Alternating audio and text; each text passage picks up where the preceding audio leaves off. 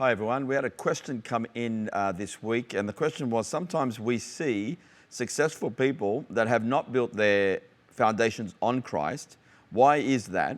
Is it because they apply similar biblical principles? What is the difference looks like in the long run? Now, I suppose it's a good question.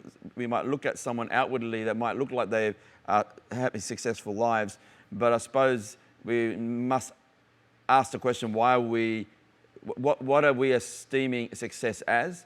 So if we're talking about someone successful outwardly because they're financially blessed, that's only one part of your life, because then their marriage is a very important part of their life, their family, their children, their health, their mental health, their eternal destination, where they're going to spend eternity. Jesus says, what does it profit a man if you gain the whole world and you lose your own soul in the process? So in God's eyes, a picture of a successful man is everything, absolutely everything. So maybe someone has applied some principles in the Word. Like if you apply the principles and don't have Christ as a foundation, those principles will work for you. Like if you're a generous person and you're a disciplined person and you're a focused person and you're focused in the area of your work only, then your work will prosper and you can succeed because you're using your gifts, your passion, and it's all kingdom related principles. And you'll succeed in that particular area of your life, and outwardly you would look like, wow, he's a successful person because he's got a lot of money, he's wealthy, he's rich. But maybe his marriage is busted up, maybe his heart's broken, maybe his wife left him for another man. So we're talking about success or prosperity or through God's eyes. What does God view as a successful person?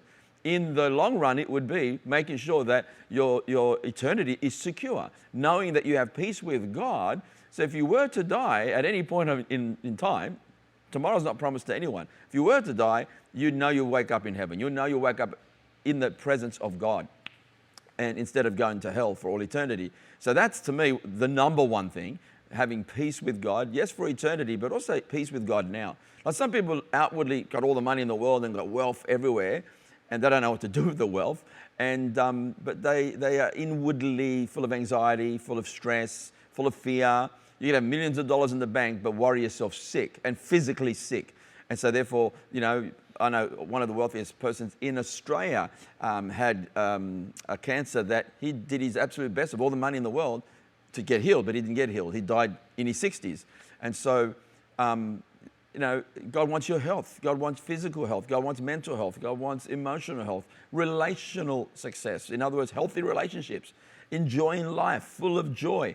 So if you have Christ as your foundation, then I believe these things will be in place in every area of our life. We can be full of joy, full of peace, knowing our eternity is secure because of what Jesus did on the cross.